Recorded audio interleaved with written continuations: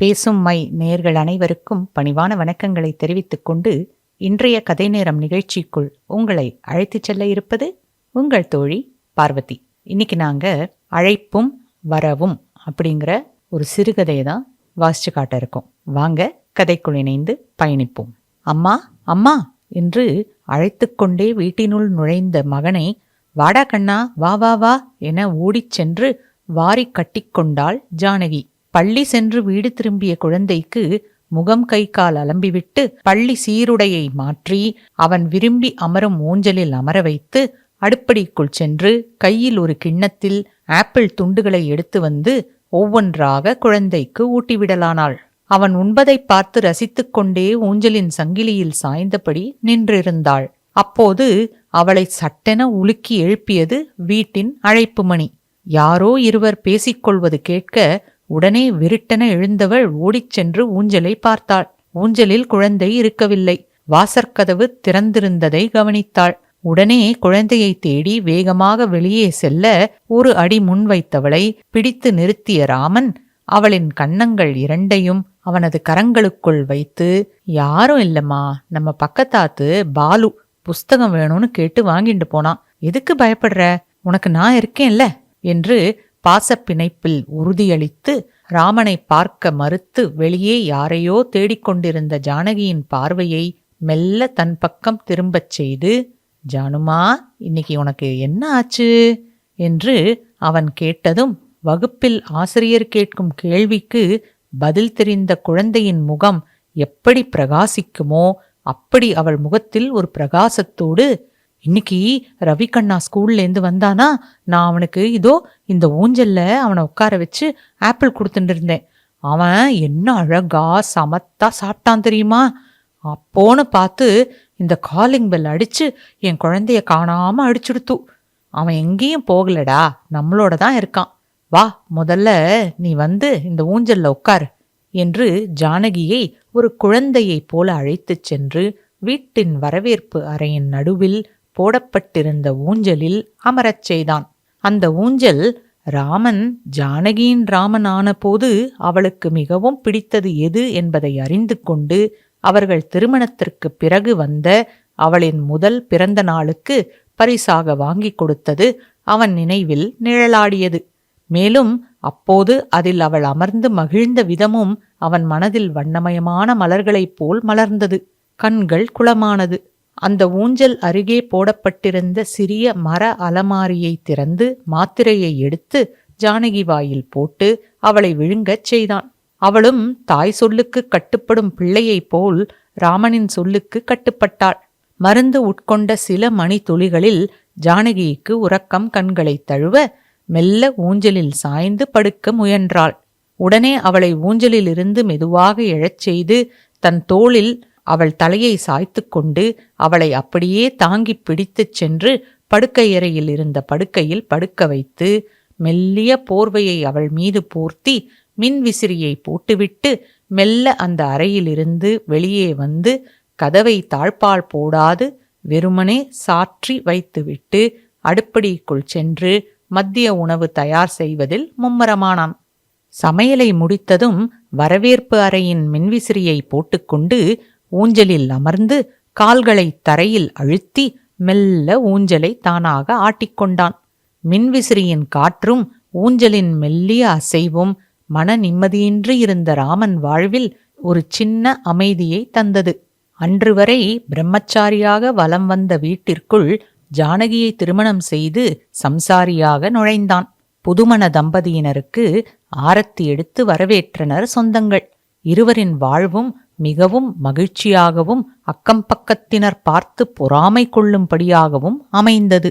திருமணம் முடிந்து ஓராண்டு ஆனதும் பலரிடமிருந்து பாய்ந்த விசேஷம் ஏதும் இருக்கா என்ற கேள்விக்கு உள்ளானாள் ஜானகி. அதை அப்போது பெரிதாக எடுத்துக்கொள்ளாத தம்பதியர் அத்தகைய கேள்விகளை கடந்து சென்றனர்.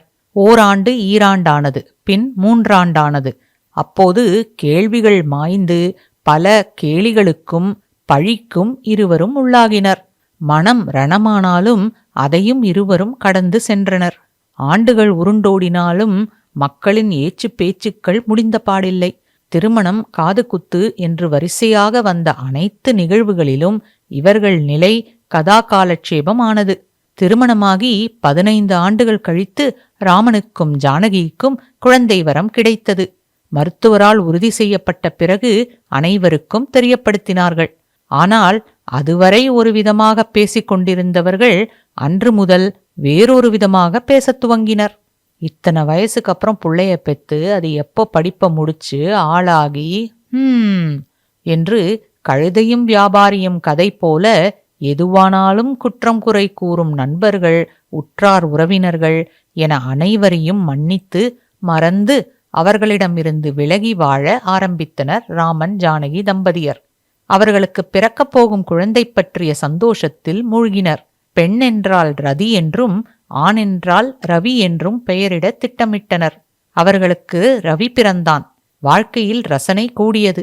ஆனால் ஆண்டவன் அவர்களுக்கு விதித்தது தற்காலிக சந்தோஷமே என்பதை லுக்கேமியா என்ற வகை புற்றுநோய் 5 வயது ரவியை கொண்டு போன பின்தான் அவர்களுக்கு புரிந்தது. மகனின் இழப்பு ராமனையும் ஜானகியையும் உலுக்கியது. இருவருக்கும் உலகமே இருண்டது போல் ஆனது. அதிலிருந்து வெளிவர இருவருமே தவித்தனர். ஜானகிக்கு தன்னை விட்டால் வேறு யாரும் இல்லையே என்றெண்ணிய ராமன் அவன் மனதை தேற்றிக் கொண்டது போல் பாவனை செய்து ஜானகிக்கு ஆறுதலாக இருக்க முடிவு செய்தான். ஆனால் ஜானகியோ இருந்து இருந்து அரிதாக கிடைத்த தன் மகனை தானே தொலைத்து விட்டதாக எண்ணி மனம் பேதலித்து போனாள். அன்று முதல் இன்று வரை 30 ஆண்டுகளாக ஜானகி வாழ்ந்து வருவது மகன் ரவியுடன் மட்டுமே.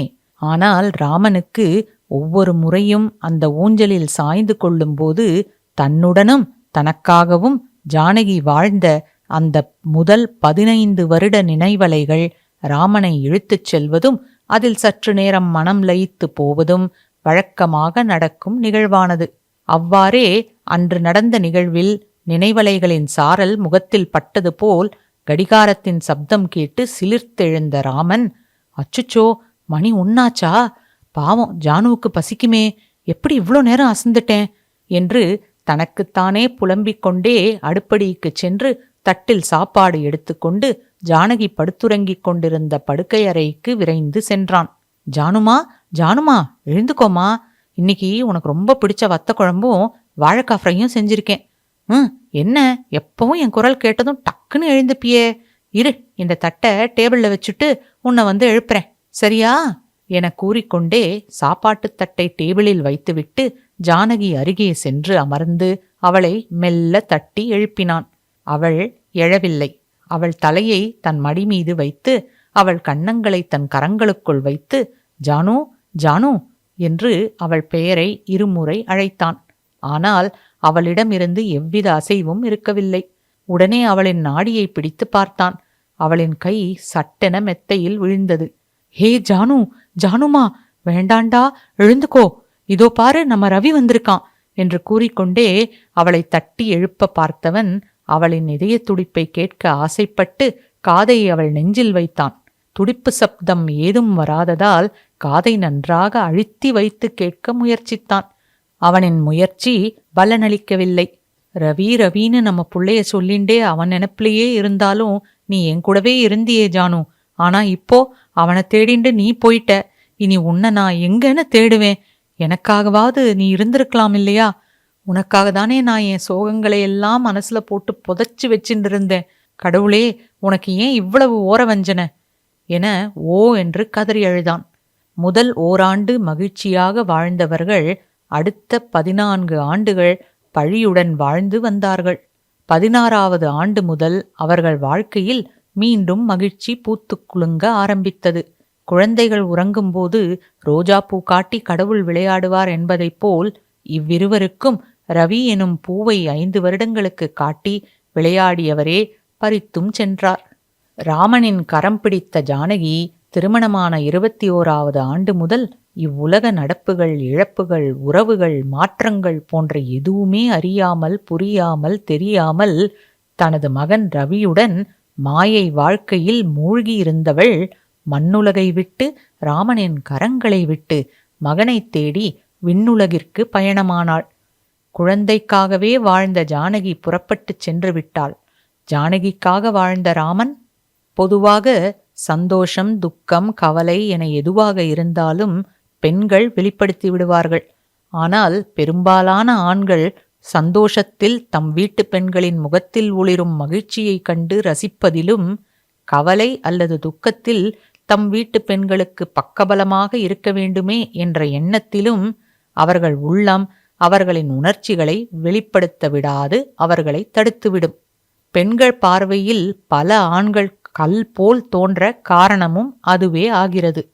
உண்மையில் உள்ளே அழுகை வெளியே பக்குவம் என வெளுத்துக்கட்டும் வேஷதாரிகளாக வலம் வந்து கொண்டிருக்கும் ராமன் போன்ற ஆண்களின் மனதிற்கு மருந்து பாசம், அன்பு, குடும்பம் மட்டுமே. கடல் அலைகள் நாம் நின்று கொண்டிருக்கும் மணல் தரையை தளர்த்தி நம்மை கடலுக்குள் இழுத்துச் செல்ல முயற்சிக்கும். அப்போது நாம் நமது பாதங்களை மண்ணில் இறுக்க புதைத்து நின்றால், சற்று தடுமாற்றத்தை ஏற்படுத்தினாலும் அலைகளால் நம்மை இழுத்துச் செல்ல முடியாது, ஏமாந்து சென்றுவிடும். அதுபோல ஜானகி மற்றும் ராமன் வாழ்வில் அடுத்தடுத்து பெரும் அலைகள் போல் வந்த வலி, வேதனை, அதிர்ச்சியில் ஜானகி நிலைத்தடுமாறி கடலின் அழைப்புக்கு ஆளாகி அலையின் கரம் பிடித்து மண்ணுலகை மறந்து அவளும் மகனும் மட்டுமே இருக்கக்கூடிய மாய உலகிற்கு ஆழ்கடலுக்குள் அமைதியாய் வாழ்ந்து வந்தாள். ஆனால் ராமனோ தன் ஜானகிக்காக வாழ்க்கை எனும் மணலில் பாதத்தை அழுத்தி பதித்து நின்று அலைகளை ஏமாற்றி வந்தவன் இன்று ஏமாந்து நின்றான். ஜானகியின் நினைவலைகள் வாழ்க்கை எனும் மணலில் புதைந்திருந்த ராமனின் பாதத்தை மெல்ல தளர்த்தியது. கடலின் அழைப்புக்கும் அலைகளின் வரவுக்கும் காத்திருந்தான் ராமன். இதுதாங்க அழைப்பும் வரவும் அப்படிங்கிற சிறுகதை. இந்த கதை 20 முகி அப்படிங்கிற சிறுகதை தொகுப்புலேருந்து எடுத்து வாசிச்சு காட்டியிருக்கோம். இந்த கதையை குறும்படமாகவும் எங்கள் சேனலில் பார்த்து மகிழலாம். கதை எப்படி இருந்தது அப்படிங்கிற உங்களோட கருத்துக்களை கமெண்ட் செக்ஷனில் ஷேர் செய்யுமாறு பணிவன்புடன் உங்கள் அனைவரையும் கேட்டுக்கொண்டு இப்போது உங்களிடமிருந்து விடைபெறுவது உங்கள் தோழி பார்வதி. நன்றி, வணக்கம்.